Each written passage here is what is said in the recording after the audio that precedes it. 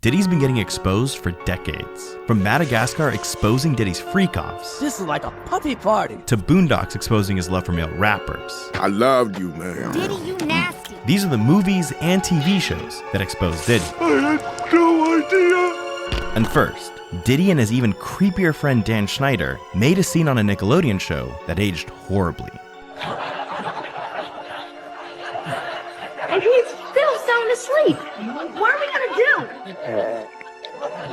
You know, in situations like this, I always ask myself, what would P. Diddy do? P. Diddy? What's up? We can't wake up Shane. Tell you what, take this toy helicopter, put it down his pants. All right, we'll do it. We'll do. Didn't work. He's still asleep.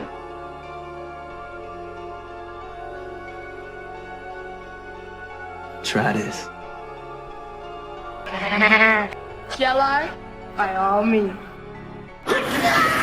Now next up, what if I told you one of the characters in the Madagascar movie is based on Diddy, and nobody noticed it for 20 years? See, in 2005, Chris Rock, who's a famous comedian and has mutual friends with Diddy, signed on to voice the zebra in Madagascar. And at this point, Chris had been hearing horror stories about Diddy for years, so he and the writers teamed up and slipped in a line that exposed Diddy. See, at 36 minutes in, there's a scene where the main character stumbles upon a massive party, hosted by the character King Julian. And at this party, it just so happened to be on an island filled with naked animals dancing on top of each other, which is when Chris's character says this. This is like a puppy party. What kind of zoo is this? I just saw 26 blatant health code violations. See, it's been theorized that King Julian is actually based on Diddy, because for the rest of the movie, King Julian's only goal is to throw parties, and he'll do anything to make that happen, including taking advantage of characters in their sleep. I don't care. Soon we will put my excellent plan to action. All we have to do is wait until they are deep in their sleep. He even goes on to hold the main characters hostage until he gets exactly what he wants. But if that wasn't proof enough, the writers even made King Julian a bit fruity. Come, Maurice, what is a simple bite on the buttocks among friends? Here, give me a nibble. The party is over, Julian. And by 2010, every writer in Hollywood was exposing Diddy. See, in 2024, official court documents were released to the public, and they revealed that Diddy had slept with several men. But it appears the writers of Saturday Night Live already knew this, because in 2010, Diddy appeared on an episode of SNL playing himself. But during this sketch, Robert De Niro came out dressed as a woman, and it seemed like Diddy was enjoying this a little too much. What's up, snitches? It's indeed a pleasure to meet you. And here's where things get even weirder. Yeah, don't front on Blitz. He's spitting high five. Girl, you the one that's high five. If you wasn't my man's mom, I'd tear that ass up. Thank you.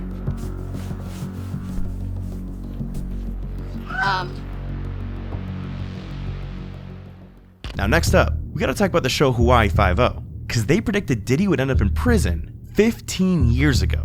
See, in 2011, Diddy wanted to take on a serious acting role, and after begging everyone in the industry for a part, Diddy eventually got cast in an episode of Hawaii Five-0. But the only problem was, the writers didn't like that Diddy was going to be on their show, so they decided to make his character someone who went on the run after being accused of murder. And well, it's hard not to think they were basing the character off of Diddy's real life. Garrett, I didn't kill him. Hear me, I didn't do it. Yeah, I want to believe you, Reggie. Someone else got to Bukai before I could question him. You're asking me to trust you. You need to trust us, or you need to turn yourself in. And then when we clear you, if we clear you, we'll work together. You understand? I can't do that. Only have one chance left to find out how this one gets. Hold up, Reggie. You got to think about your kid right now, okay? What the hell you think I'm doing this for? If I don't put an end to this now, Kevin will never be safe. Hey, you can't raise your kid from a prison cell. Now that wasn't the only time Diddy was exposed in 2011, because the TV show Supernatural exposed Diddy's sex addiction years ago. See, when the accusations about Diddy started to pour in, the world started to learn about the term freak-off, which is what Diddy used to describe his secret parties that involved some of the most horrifying things imaginable. And in the moment, it seemed to catch everyone by surprise. Well, not everyone, because over 13 years ago, the writers of Supernatural dropped a line in about Diddy's freak-offs. And on top of that, they also decided to slip in a line during an episode exposing Diddy's dark side. So what kind of thing likes virgins and gold? P. Diddy? Now look, one TV show exposed that if you date one of Diddy's ex-girlfriends, you're gonna end up dead. See, when court documents were released earlier this year, it was revealed that Diddy was in a relationship with Cassie, and that they hit a rough patch back in 2012. And when the two of them went on a break for a few weeks, Cassie started fooling around with a famous artist, Kid Cudi. But when Diddy found out, he was ready to kill Cudi. So Diddy and a group of men found Cudi's car and allegedly threw a Molotov cocktail inside, blowing it up. Luckily though, Cudi wasn't in the car. But not only that, later the same year, Diddy filmed a scene for the show Blackish, and that's when things got a little too close to reality. Cause Diddy played a gangster who gets jealous of his girl hanging out with another man. And well, knowing what we know now, it's clear in this scene, Diddy wasn't acting at all. What you doing? You trying to make time with my girl? And I'm sorry, Mr. Savoy. I thought Maribel was your girl. Ain't all my girls. And if I ever see you talking with my girls again, you gonna fill that belly with lead. And you gonna pedal some ice. Ass boy. But look, you can't have a freak off all alone.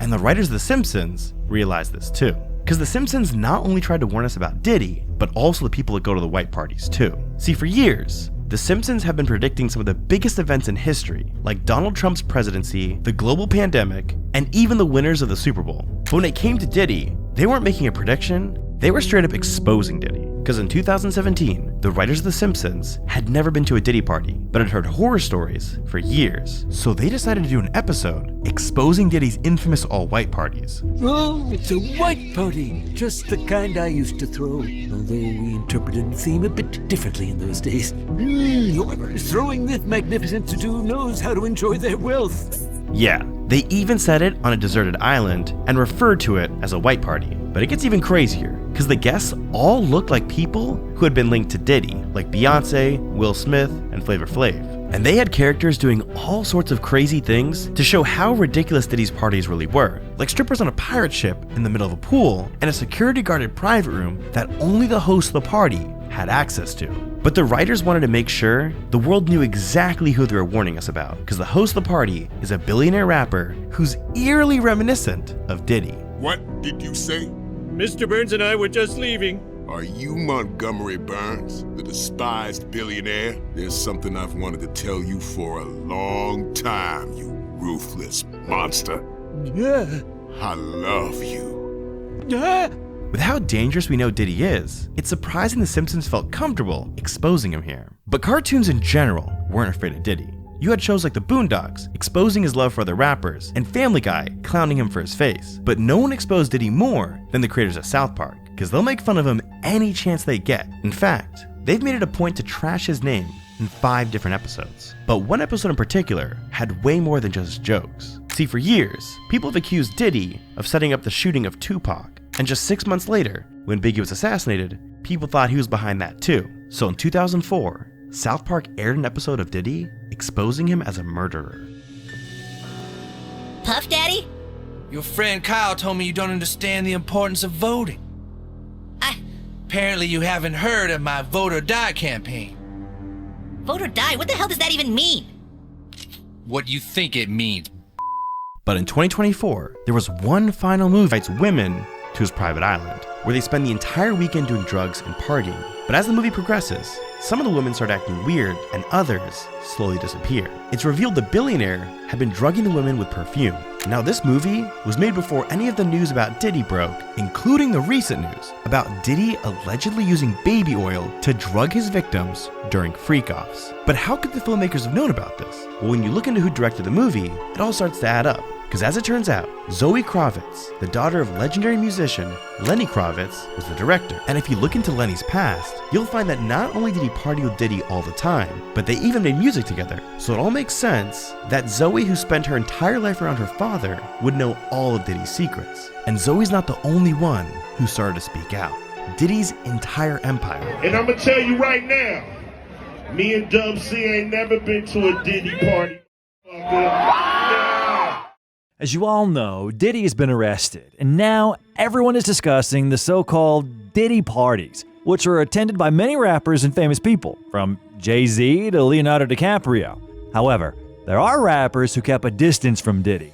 One of them is 50 Cent, who has been bullying Puffy for many years now.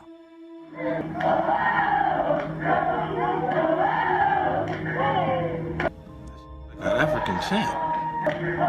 Ain't no more team. What the is Puffy doing? I'm gonna have a drink to forget about this. One concert, 50 said that he will never attend Puffy's parties because he hugs you from the front and the back at the same time. That's why I don't be going to the Puffy parties. You from the front and the back at the same time? What are you talking about? I mean, look, if you into that, I'm fine with it. To each his own. I'm just saying this shit, my motherfucking party. I'm like, it's uncomfortable. I think I belong in the girls' bathroom. And shit that is going on. And in 2018, 50 Cent called him gay after the latter offered Curtis to take him shopping. I don't call. I said. Let me read it, Fifth. Oh my God. Sorry I can no longer help you guys. Soon you will all be happy. You are all now left under leadership of Puffy Daddy. Report to the nearest rainbow. Dinner Thieves in theaters January 9th. That's why I was like, where did Dinner Thieves get you? Listen, I'm only saying that because of the what's the name interview? Nori. The Drink Champs. Yeah, That one. Just blow it out. It's your birthday every day. Every day's your birthday on Drink Champs, goddammit. I'm in. Okay.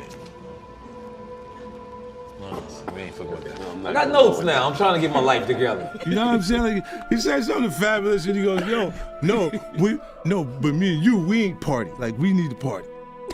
Oh, but me and you ain't never really party, you know what I'm saying? What is you talking about? What is he talking about? That's going on.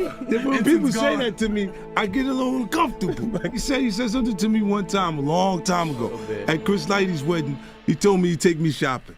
I looked at him like, what'd you just say? Let me move, man, before I do something. You're gonna make me mess up the wedding.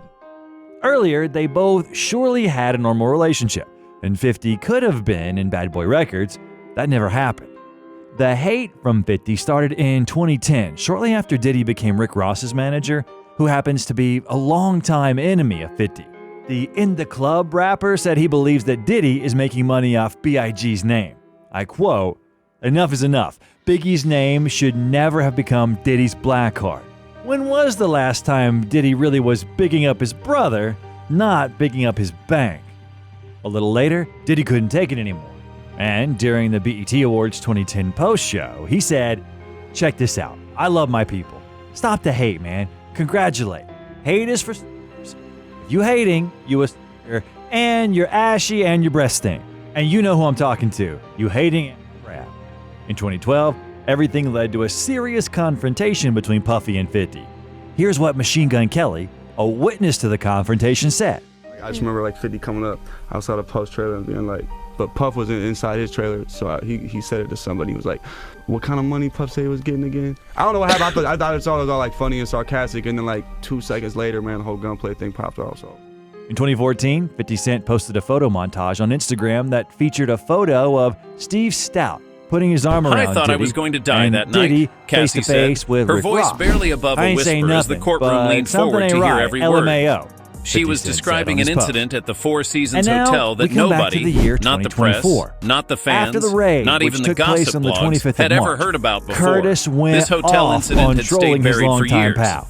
Cassie explained how she kept it secret now out it's of not fear. Did he do fear it, for her it's career, did he done. fear for her they safety, don't come like and that fear that unless they got nobody a would case. believe her over someone as powerful A as little Diddy. later, a video But now, surfaced online sitting showing on that Diddy witness riding stand, around she Miami wasn't on a holding anything bicycle, back. and 50 just According to couldn't ignore Cassie, that. what started Smile, as a bitch. normal industry Smile. after party turned Damn, into a nightmare. last seen on a bike, She testified Diddy's that pop. Diddy became enraged Further, after he seeing her shared talking footage to of another Puffy music and executive. Tyson's She awkward described how appearance his together smile on the disappeared, Keenan Ivory how he Wayans grabbed show her in arm so hard 1998. it left marks, During the and how interview, he whispered threats Tyson in held her Diddy's ear hand up while to show off maintaining his his jewelry public while face in saying, front of others "It at the truly event. is about the The most Benjamins," shocking part, referencing Cassie his told the classic court that Diddy 1997 literally song dragged with her through the Biggie, hotel lobby Lil' to the Kim, and the elevators. Lox. She said she was crying and trying to pull away, making enough of a scene that hotel security approached them, but the security guard backed off when he recognized Diddy. When reposting He the just clip, asked if however, everything was 50 okay, claimed that and when Tyson Mr. wasn't Combs said happy yes, with the he walked positioning away. of Diddy's hand. He didn't even and ask was me if I was instead okay. moving Cassie it away testified. from him. Then came the photos. Look at Mike. Cassie's oh, lawyer no, you're presented not a gonna series touch of my images she had buddy. taken of herself the morning Implying after Puffy the incident. wanted to grope Bruises the on her champion arms, boxer, a 50 split Cent. lip,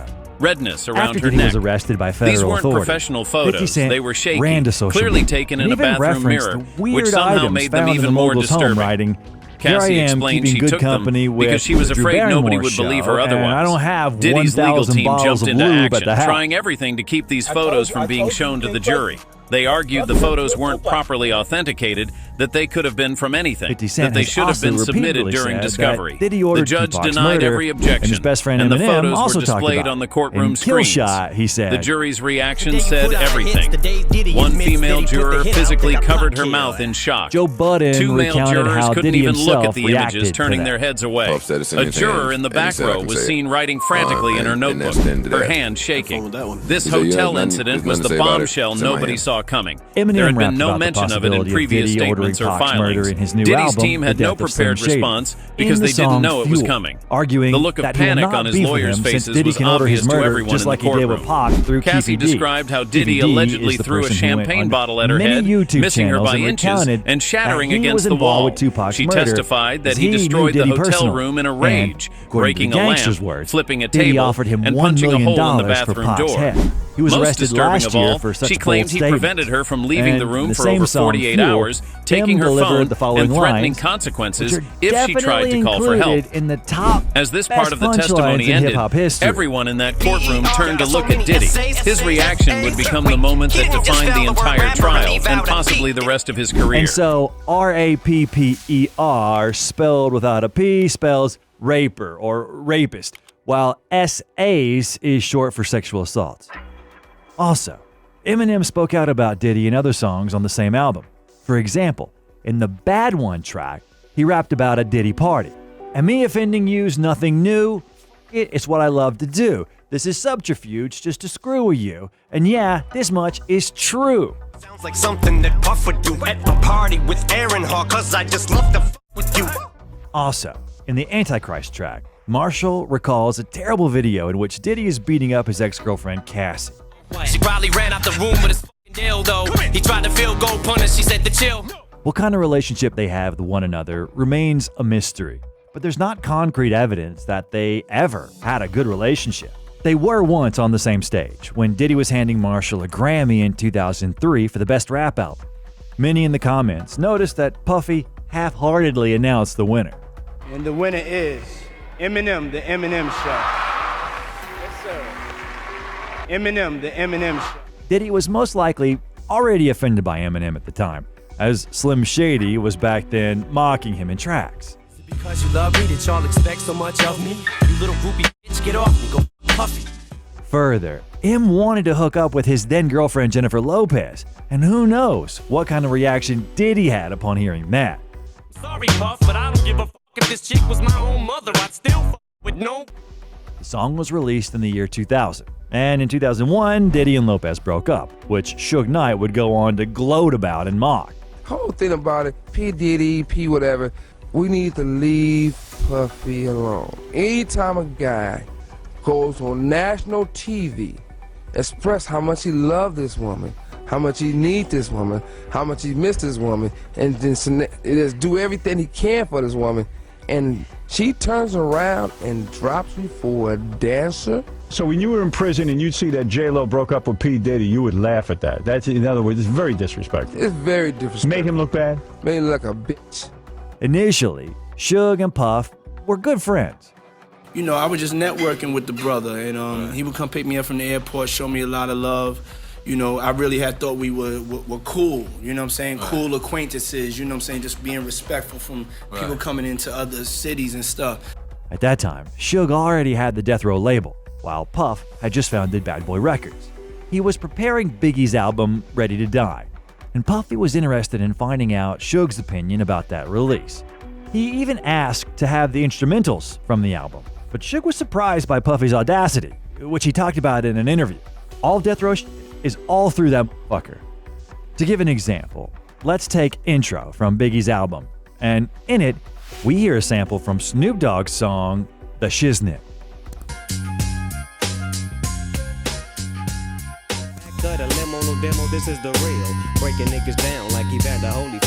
In general, Suge was seriously angered by this. He was also pissed off that Puff tried to appear in every one of his protege's projects.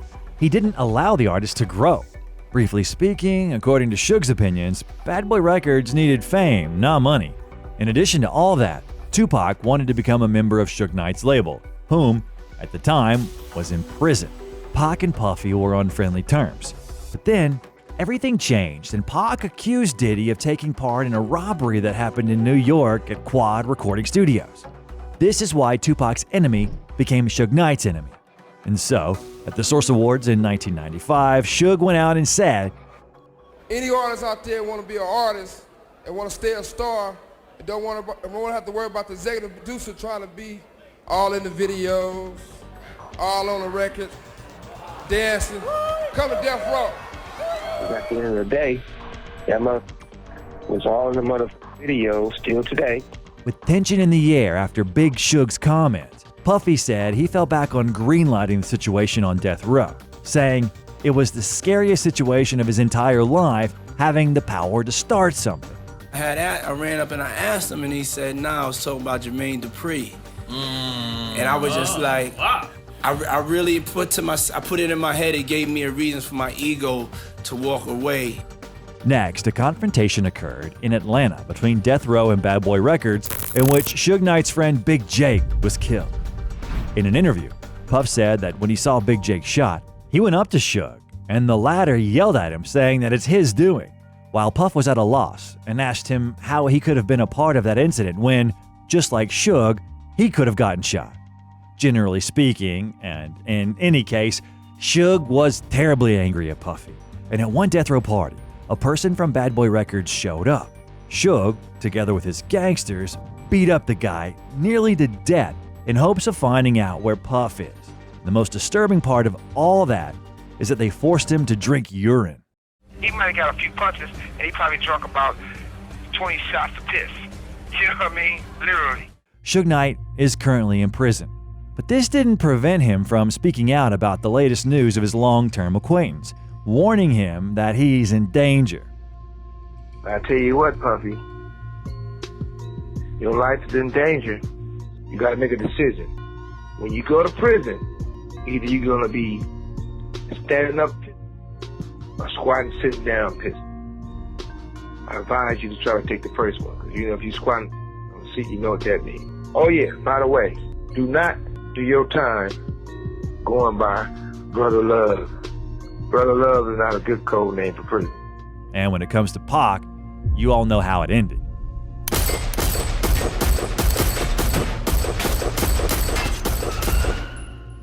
However, it is a fact that Pac hated Puffy up until his death. He dissed him a few times in his tracks, particularly on Hit 'Em Up.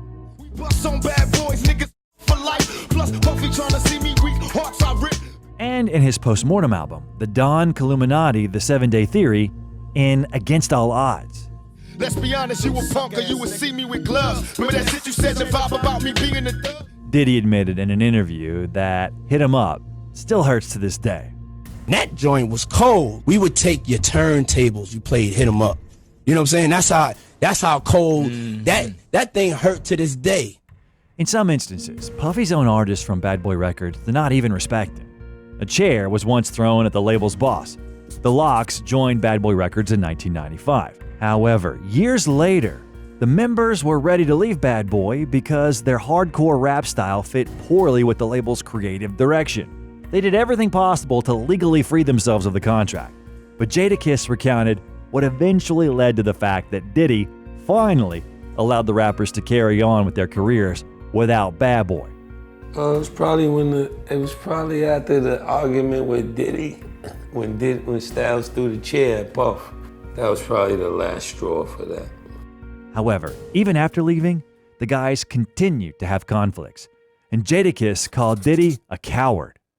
There's a big sign on it. I'm Puff, gonna be you there. use the whole National Guards downstairs, I'm at the too. office, Cut it out, man. I ain't We gonna can't get caught talk. up in this. I'm a grown-ass man, man. You're a coward. And I don't take nothing. You're a thief, Puff. Coward. Don't say you're a thief. Okay. You're a Come thief. to the office, man.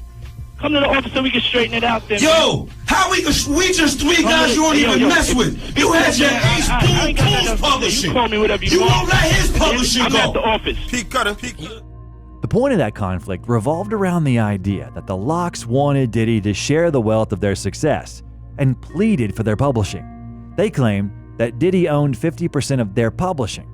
Diddy later told Hot 97's Angie Martinez that he owned 20% and has made $400,000 off the Lox. A rep for the group later refuted Diddy's claim with legal documentation countering his statement. Sometime later, they reconciled and performed at the Bad Boy family reunion tour. However, in 2023, the Lox were preparing for the show Lox and Friends 50th Anniversary of Hip Hop. Puff will not be there. Styles said, I'm not even playing with y'all. We not even team. Not right now. Not right now. Have y'all spoke to him or no, not at all? Nah, man. To my Diddy. Styles said who? All right, never. Nah, I didn't know who you meant. Nah, I haven't spoke to him. I mean, somebody should. somebody. No, no, meaning like somebody should reach out. I heard, because I had heard 50 say that before, right? 50's like, yo, somebody better reach out to him, man. He definitely should go talk to somebody. Absolutely. He definitely should go talk to somebody, and probably the people he hurt. Diddy also had problems with the new generation of rappers. And if he had really feared the previous heroes of this video, then here, he tried a few times to exert his authority onto them. Savage! I'm a savage! Oh! One of these cases happened with J. Cole and Kendrick Lamar. It started when, in the control track, K-Dot said, he is the king of New York, even though this entire verse didn't appear as a diss, but purely as competition. I'm Machiavelli's offspring. I'm the king of New York, king of the coast. One hand, I juggle them both. Puffy posted a picture in which him and Jay-Z were laughing, captioning it saying, and then Kendrick Lamar said, I'm the king of New York. What do you think about that Instagram post they did of you? That's a big homie. Everybody else gotta try harder though. However, it didn't all end with one meme, and not long ago, the TDE president Punch recalled the infamous fight in 2013, when Diddy allegedly threatened to slit J. Cole's throat over Kendrick Lamar, with Jay-Z present. Diddy threatened to cut Cole's throat with a bottle if he was disrespected. And if you ever say what you said to me earlier, and he grabbed a bottle from the table because he got all of the alcohol joints, and he said, what you gonna do? Hit me on my head with a bottle? He's like, nah, I'm gonna break it on the table, I'm gonna cut your throat. So the niggas the ground reached up and tried to grab dude by the neck. So dude reached around and fired on him, and they both fell on the table, knocking all the drinks over. So all these celebrities just in this one spot. It's a scuffle. Cole himself rapped about this clash with Diddy in the Let Go of My Hand track. Last scrap was with Puff Daddy, who would have thought it? I bought that nigga album in 7th grade and played it so much. A year later, Puffy had already set eyes on Drake because of the Drake 0 to 100, the catch-up track. On TV, I thought it made me richer. Wasn't paying me enough, I needed something quicker. The track was produced by Boy Wonder, who had sent it to both Diddy and Drake for consideration. According to Diddy, he wanted Drake to ghostwrite for him on the song, but Drake ended up keeping it for himself. Diddy was reportedly furious about this and confronted Drake at the Live nightclub in December 2014, where he allegedly slapped him in the face. So I go to look at my phone, and it's my dude. Like, he's like, boy, you wouldn't just believe what happened. I'm like, what? Diddy just slapped Drake. And as usual, Diddy made a fool of himself and said that never happened. Like, what made you put hands on Drake? I did not put hands on Drake. Oh. And I do not want any problems with Drake. Drake is, right now, that's all I got. That's all I have to say. He's putting in his work. I didn't do nothing to Drake. Drake is my friend. What happened to so that was a total rumor. Drake, on the other hand, never publicly addressed the incident, but some speculated that he might have dissed Diddy on his song 4 p.m. in Calabasas, where he rapped, Even had the OGs try and press me, ha ha ha ha. No way out cause I'm already in it. Diddy is certainly an OG in the game. And the way that Drake says, ha ha ha ha, appears to mock the way Diddy said it during Can't Nobody Hold Me Down. We're trying not to lose our heads. Recently, Drake published screenshots of the 2015 film The Big Short, particularly a scene where Ryan Gosling's character said, "I never hung out with these idiots after work, ever. I have fashion friends." Fans think this is Drizzy's way of saying he didn't stick around for Diddy's infamous parties in the 2000s, where he allegedly had his events turn into environments for intense and often violent sexual activities after a certain time. And if Drake was, as usual, sneak dissing, then Kanye West was always blunt. And he could have easily told Diddy to fuck off. And the Kardashians kidnapped my daughter in public, and I didn't have the address of my child. None of these niggas want to say something Travis now. gave you the address, though, right? Travis gave me the address. Right. But as far as Meek Mills, Puff Daddy, whoever, none of these niggas, all you fake hard niggas, fuck you. Hold on. Okay. All you fake hard niggas, you know what I'm saying? I don't give a because you can't shoot nobody anyway, and the reason why you got talk is because you did a deal, fucking fed.